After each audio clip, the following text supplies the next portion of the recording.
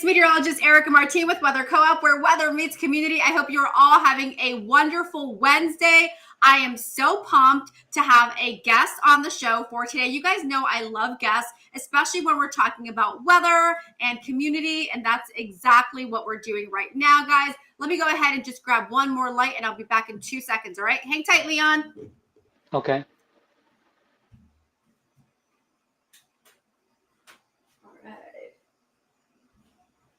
Okay. Here we go. Another camera, another light. This is a whole new setup, Leon. We've got a whole new gear, a whole new space here, so we're going for it right now. All right, let's go live across all of our platforms, and I'm really excited. Okay. All right, here we go. So, guys, it's certified broadcast meteorologist Erica Martin with Weather Co-op, where weather meets community. And, guys, weather is meeting community today with our guest, Leon, an English professor. Leon is amazing. He's been on our lives for the past couple of times, and we've been going back and forth on just, thoughts about the weather. And I want Leon to introduce himself, tell us a little bit about himself, and then we'll take it from there. Hi, Leon. Yeah, thanks for having me again, Erica. Yeah. I mean, you're amazing. You're an amazing person and weather woman. And for me, I'm an English teacher, as she said, but I'm more of an ESL, which is English as a second language. So I teach people from starters to A1 level to C2, which is an advanced. So I write my own text materials, from start to finish, and I pretty much teach people worldwide, all around the world. But my main profession is ABL, which is an asset-based lending. So I was a senior ABL examiner in LA, where I'm from originally, Angelino. So I pretty much did that, but then I moved to Brazil, where I'm at now. So yeah, that's pretty amazing. Much in a nutcase. Yeah. Okay, so why do I just want to hang out with the cool guy who lives in Brazil? Like, that's just so awesome. So, okay, so this is interesting. You have a very interesting path, because one of the things that I did know, of course, that you are an English professor, English teacher, and you do create special programs for ESL, as you mentioned. But what I didn't know is that you dabbled in assets. And I think that's interesting, especially when we're talking about commodities, right? And when we're talking about how the weather is impacting so many sectors in our financial world, right? So I kind of want to touch on both. And we do have some guests on already, and we want to talk to X70V36, who has joined. We want to dive into this. So when we're talking about weather and the fact that you teach ESL, I want to get your perspective as to, and it seems like you teach ESL all over the world, is what you're saying. Yes, correct. Okay, so I want to know, do you ever use weather stories to help people learn English? Oh yeah, absolutely. I mean, it's pretty much like in the United States. The first question is, so how's the weather there? What's it like? Give me some idea, because it's like a small talk, kind of get them into conversations, and weather is always a great conversational tool to discuss with people. Yeah. Okay, so somebody comes in and they just want to learn English, and they're having a conversation, and you're just teaching them how to have small talk. And sometimes you do use weather as a form, right? It's sunny, it's hot, right? Yeah, correct. Yeah, it's drizzling out there, it's cloudy, it's pouring rain, that kind of things. And they kind of understand that. So they kind of understand how us Americans talk in an informal way. Yeah. Oh, I like that. Right. So, okay, because do you find that in other places in the world, people are a little more formal, or are we less formal? Yes.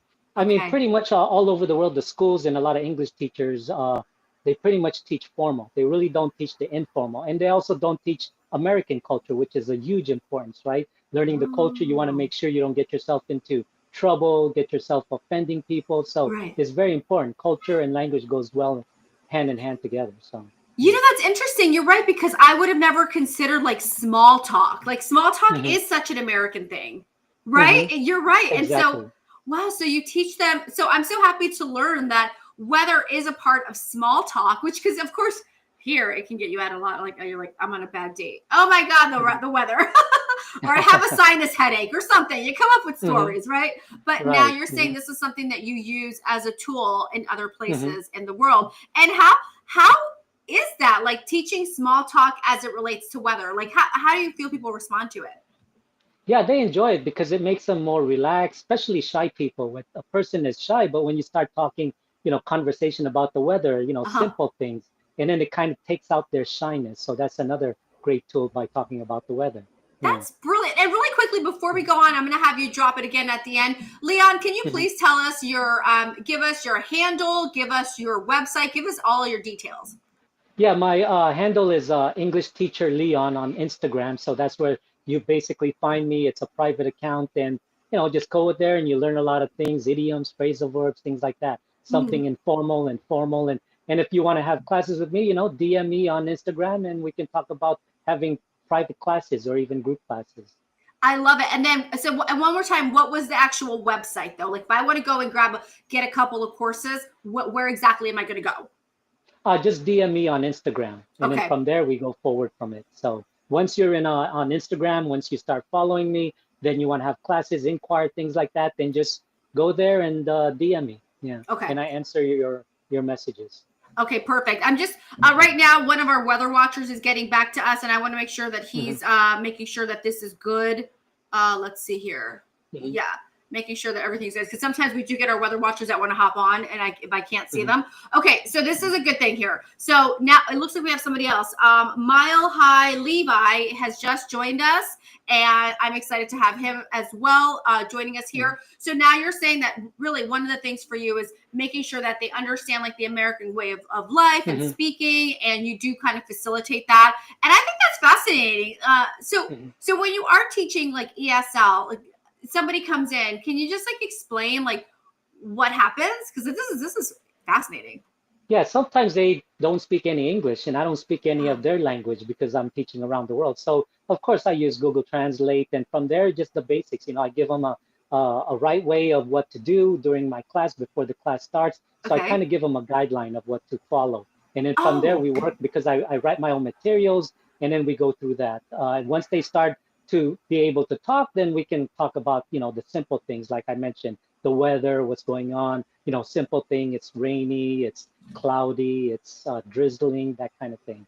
But if a person who's in a different level who already knows a bit of English, then we can just immediately have a conversation and start talking about the weather, because weather is a great tool to talk about.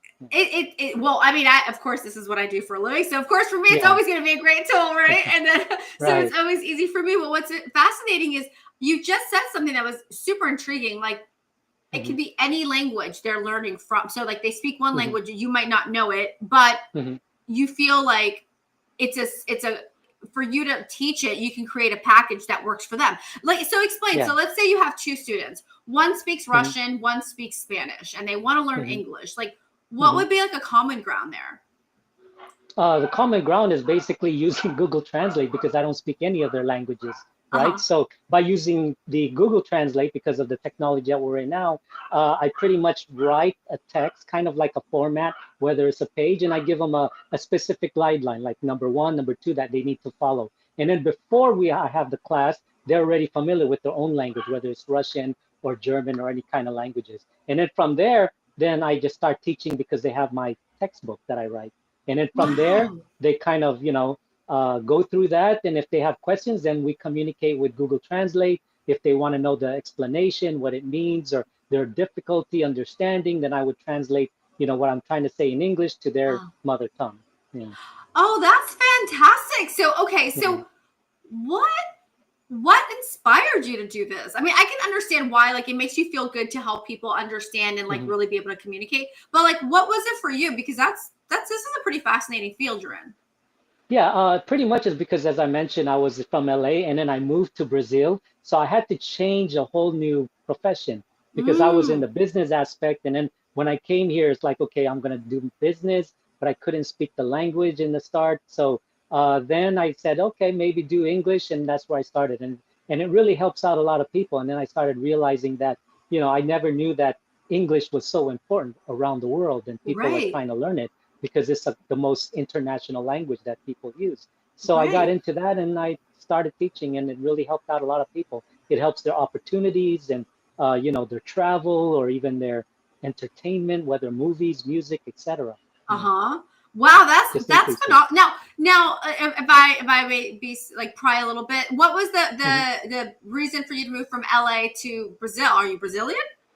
No, I'm not Brazilian. I'm American, because I got married to a Brazilian. So because I'm the only child, and and yeah, and both my parents passed away. There was nothing for me in LA, so I came to Brazil because I thought it was an easier transition. So I thought it was easier. So I moved to Brazil. So I just Oh, changed the whole profession. Yeah. oh, And speaking about the weather too, that you mentioned, because me being in the business where I traveled a lot for business, and I travel from, say East Coast, Midwest, wherever the state, the city. The first thing I always look for is the weather. What's the weather there? What do I need to do? Do I need to bring clothes, warm weather, cold weather, etc.? This was very important for me. Yeah. absolutely, right? Because, and I Yeah. mean, I'm looking like it looks like it's we're starting to see those dew points climb in Hmm. Brazil. I mean, we're starting to see, of course, now it's everything Hmm. with the changing of the seasons, us Hmm. officially here going into a different season as you are as well. But I just think that this is Hmm. an important moment. I think especially for everybody around the world, because there Hmm. is so much talk about different like weather patterns and climate. Like, might I ask you, is that something that some folks want to talk about, like weather, climate, sustainability, environment, climate change, things of that nature?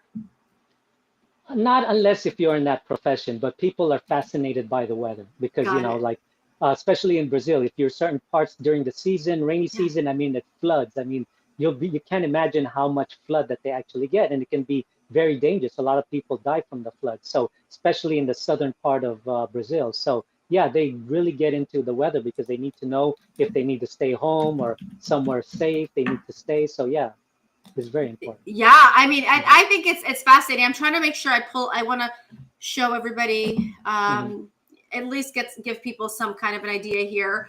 Um, Hang on 1 second. Let me pull this up for you guys. Well, right now, really, as I kind of head on over to Brazil, Hmm. I wanted to show you right now we're actually tracking what could be the first tropical storm of the season in the East Hmm. Pacific Basin. We've got Invest 90E currently at 35 miles per hour. Once it hits Hmm. 39 miles per hour, the sustained wind speed, we can then call it a tropical storm. But yeah, I think this is absolutely fascinating right now, what we're seeing. And I'm just trying to add a couple of items to the map here, just so that we can make sure that we get a really good idea here. I'm going to add a few other items too. I want to add some contours because I want to give the viewers at home an idea of what we're looking at in your part of the world. And as you said, there are rainy seasons, you've got some floods. Tell us about your experience when you got to Brazil. How long have you been in Brazil? I've been here for about 6 years now. Yeah. Okay, so what was your first year like there? Like apart from everything else, like when you like this is my first rainy season. This is wild. What was it like? Yeah, it rained a lot. I was expected because I've traveled to many countries. I know what it's like. And yeah, I knew what I was going to be expecting. I also came about 8 times here to Brazil before I Oh, made the decision about moving here. So I kind of got an idea about their culture and their lifestyles and things like that. So I was already prepared. It's not like something that it was the first time and I stayed. So I had right. some idea already. So, but it's during the first year, it didn't rain a lot. I think it was the second or third year that it rained more than the regular season, and it Ooh. was pretty wild. I mean, I'm not used to that. I mean, here the rain here is like a storm. It's like a red alert in Yeah. LA, right? Yeah. But here Oh, it's considered normal. It's like, yeah, yeah. this is a normal, rainy season.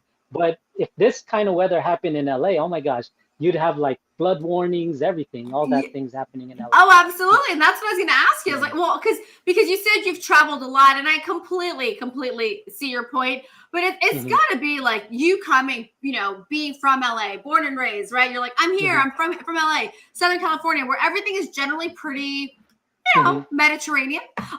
You get there and you're like, oh my. So I'm sure even though you had adjusted well, it still Hmm. has to be a little overwhelming, like shocking. Like I'm looking right now, like how Yeah. everything is filling in nicely across the region there, where you are, and we don't have to say exactly where you are, but Hmm. you can see here how everything is filling in on our satellite and radar loop, right? Hmm. Let me just adjust it just a little bit. But yeah, so you got adjusted to this kind of quickly, but it was still shocking, huh? Yeah, yeah. I mean, just the lifestyle, the culture, the people. I mean, I love the people here, the culture. Those are the two most important things that I really enjoy about Brazil. But, Uh, there's different part. It depends what part of the Brazil that you're in. Like there's the northeast, the north, the south, southwest. So it really depends. More on the north is like things tend to move more slowly. I mean, every part of like Southern Europe too, they move very slowly. It's nothing compared to the United States. Like for example, East Coast New York is very Oh fast, my right? gosh. Fast paced. LA is more mellow. But when you Right. come to Brazil, it's even slower than LA. And that's something that I had to try and get used to because I'm used to like, hey, let's go, let's get it move on. But they're like, taking their time, that kind of stuff. So that was an adjustment that I had to adjust. Yeah. Well, right, Elbow because rooms, simple things, us Americans, we need our elbow room, but here you don't get that elbow room, simple things like that. Yeah. no elbow room there because it's a completely like you're saying, it's a completely different you know, Hmm. culture and like Yeah. at the top of the chat that we're having, you discussed how Americans just do things in such a unique way with Hmm. the courses you teach. You also touch on culture and, like you said, Yes. small talk, things that are unique to Hmm. Americans.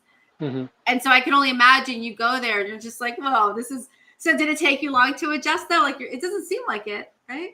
No, to you, or Yeah, I was it? mean, yeah, I didn't take me that long because Okay. like I said, I've traveled to so many countries already, so I was used to it. I knew what to expect. I'm just glad I didn't fall into other many parts of the countries that I wouldn't consider living, but Right. I'm lucky that I landed in Brazil. So, like I said, the weather is great here, the people, the culture, the food.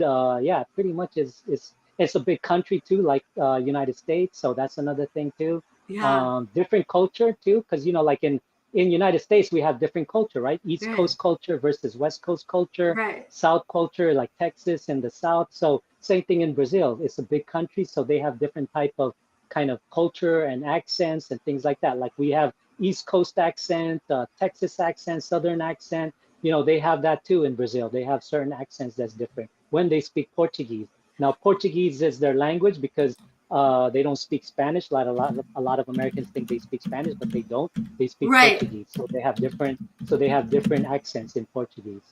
Yeah. That's interesting because so many people do think that, and I'm just like, no, it's Hmm. absolutely not the right thing. It's Yeah. incorrect, and I'm glad you're clarifying that. Might I Hmm. ask you? I mean, could you just kind of casually point us to what part of Brazil you're in, just so that we have a better idea of your climate classification? Northeast. I'm in the northeast side.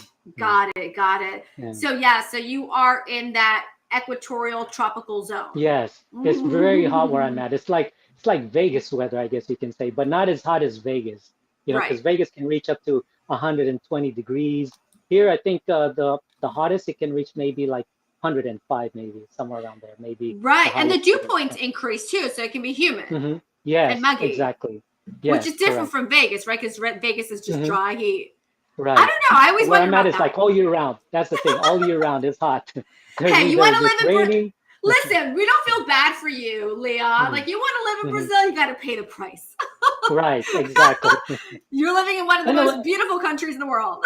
yeah, and that's the thing too with us Americans, we take things for granted until we actually leave the country. Once you're outside the country, then you say, "Oh my gosh, what have I lost?" and this and this. So you take things for granted once you Right. live outside of the United States. Yeah. Right. We know you're Mhm. absolutely correct. And hey, listen, we do our best here to like really, I think we're kind of learning that it's more of it is a small world after all, right? Mhm. Yes. It's I think we're growing there. But what I think is fascinating is to really understand like the why is my little globe turning so much?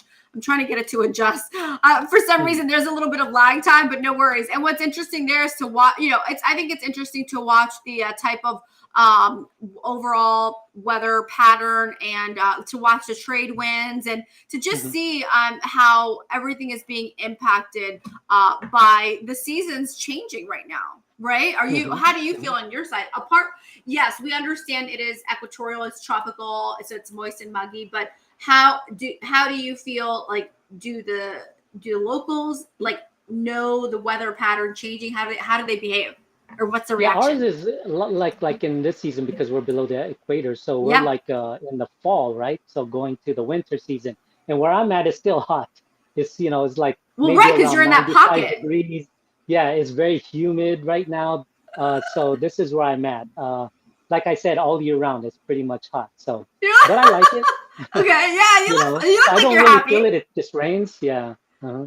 And then, Yeah. okay, so tell us about like your first and most, like I'd say, scary torrential downpour. Do you remember it when you were there? You're like, oh my God, this is totally different. Yeah, I mean the flood, I was in one city and it was flooding and couldn't get to the car and we didn't know when the rain was going to stop. So we started walking to the car. We were on the street, so the water was up to our knees. That's how high it got. So we had to go to the car, get to the car, and then we were walking on the water. And remember, this water is like, whether it's sewer or curbs or things like that. So it was not pretty. And once we got inside, then we took off. But that was no fun. And the thing I don't like about rain in my city is there's a lot of frogs that come up and things like that. I'm not a frog You don't person, like so amphibian? Come on, they're amphibians. We yeah, need I'm frogs. not into I'm not into Ah, reptiles and things like stop that. it. So yeah, right.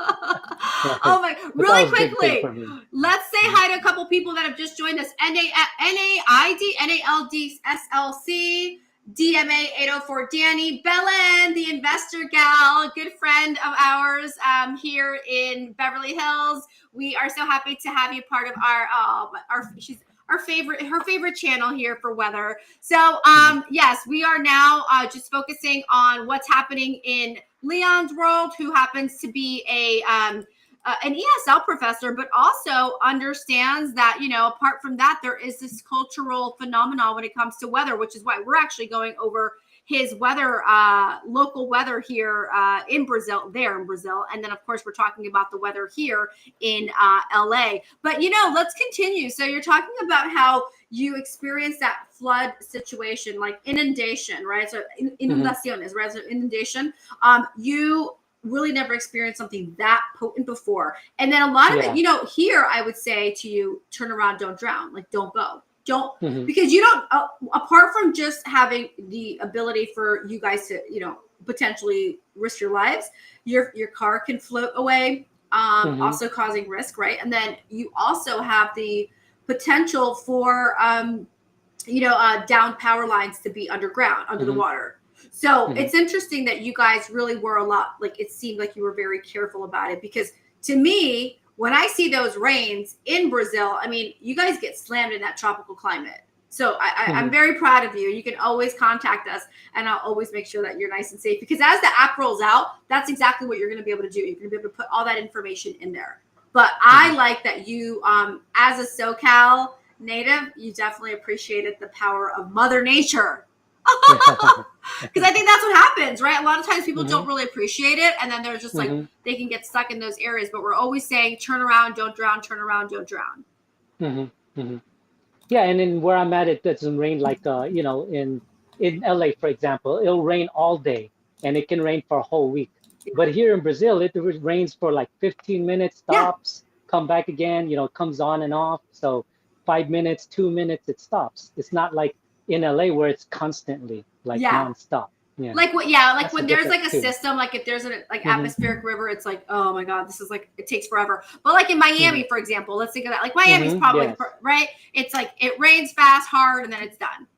Right, Exactly. same Yeah. thing. Yeah, it kind of Hmm. that's exactly it. Now I'm curious to know, Leon. I'm going to switch gears just a little bit. I want to hear a little Hmm. bit about your assets, your former life, because I'm curious as to like how, what was it that you were doing with this company that you left in Southern California?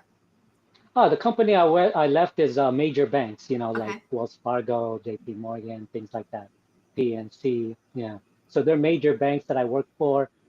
Again, I traveled pretty much nationwide. I went to the East Coast. I've been to like 34 states out of 50 states because of my Woo! job. So it's pretty much visiting a lot of companies, public, private companies, just to check their books and records to see if it's legit Mhm. before and after the bank gives them the money.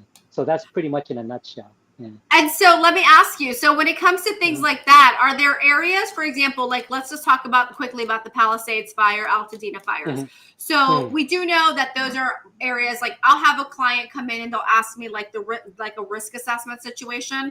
And I would have to be really honest, like there are certain areas like you really have no business building, in or Mhm. on. So I think in that case, like, is that kind of the stuff that would you ever think or consider weather in those situations, or was it just straight like black and white, just numbers?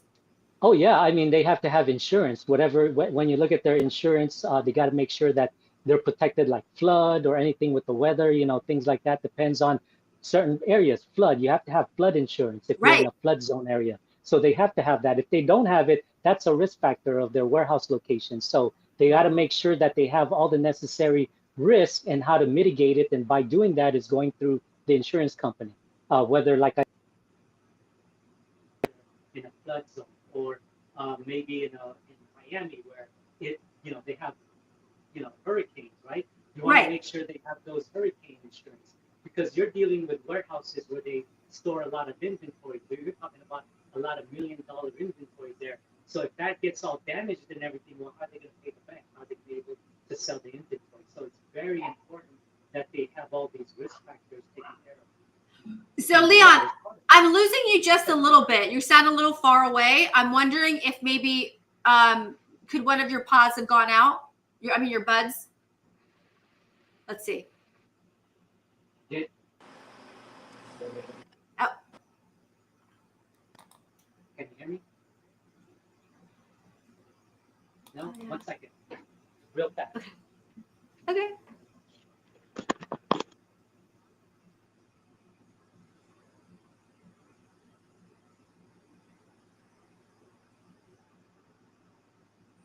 Is it better now?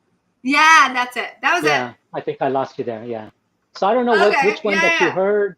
If I was talking No, about I like heard. the You risk could hear factor. it from far away. It sounded really Okay, got distant. it. Like, yeah, I Okay, heard cool. risk factor. It was All right. distant, but no, I think what you were saying was really important because you were saying they have to have these insurances, they have to have like the assessments, they have to have the risk assessment, and that's where you come in. But can you explain to folks at home, like, I don't think insurance agencies are not doing anything wrong, and I think like folks like you who your former life, it's you have to do your due diligence, like just like I have to. So can you explain a little bit more Exactly. about that? Like if you see an area, a warehouse in a flood zone.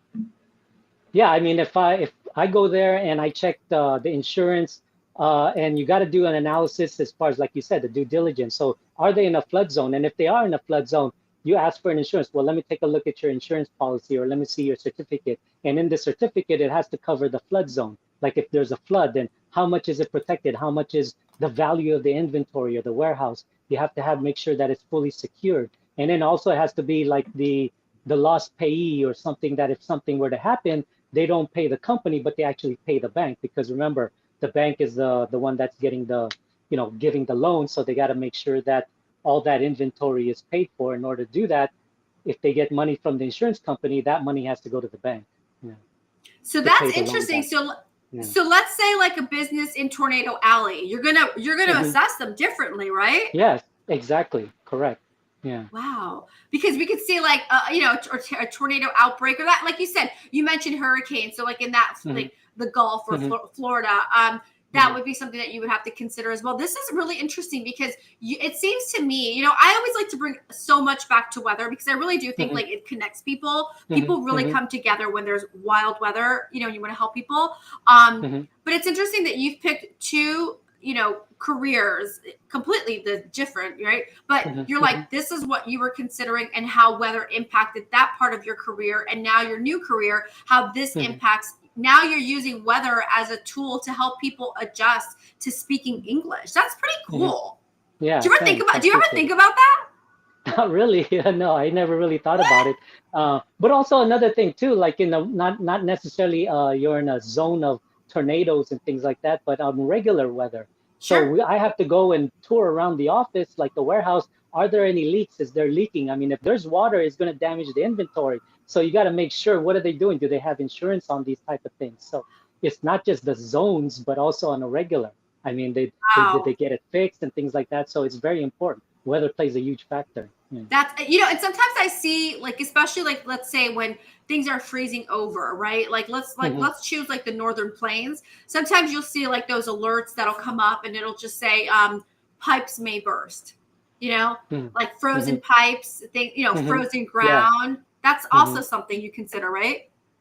Yes, Wow. exactly. Wow. Not a whole lot as far as, frozen pipes or something, but yeah, I mean, if there are leaks, or let's say, for example, you're in a manufacturing company that does, jeans, so they have to dye the jeans for a specific color. So they need those specific, dye, the machinery. So if those pipes freezes up and gets damaged, well, that's part of the weather too. You got to consider those.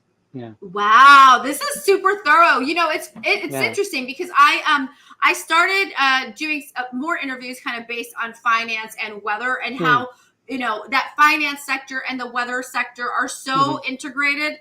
Yeah. And as I listen to you, it just makes more sense. Where wow, even during a really like let's say excessive heat day, like what if there, Yeah. what are what would you look for like on an excessive heat day? Can you give me an example? Like if you're going perishable goods or like fishes or anything with meat, right? Frozen stuff. Right. You got to make sure is their freezers can hold up to the heat wave. There's no malfunction, things like that, because it's going to damage the whole inventory. If you have all frozen food there and all of a sudden the freezer breaks because of the heat wave, well, guess what? All those inventory is going to be ruined. So you got to account for that too.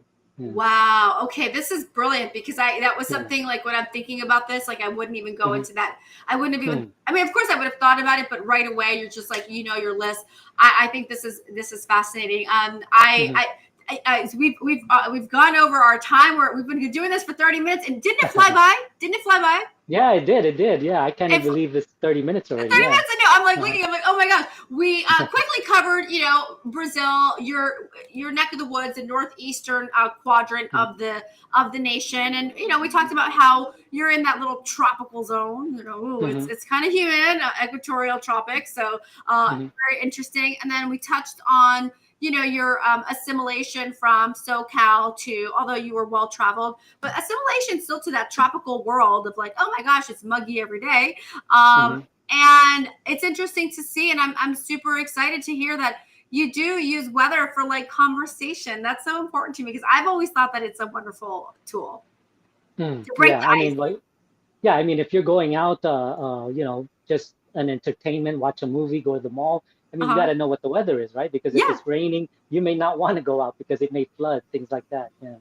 I love it. I love it. Well, Leon, I want you really quickly before we sign off. I want you to once again give us some information on how we can contact you. Because remember, guys, I want you guys to know Leon is not only putting a little bow on ESL and English and how weather helps you to maybe have a better conversation, but he's also discussing how when he was doing, assets and risk management, how weather came into play. How can we find you again? In case we're gonna put this all in our stories and we're gonna share it on our post. How can we all find you?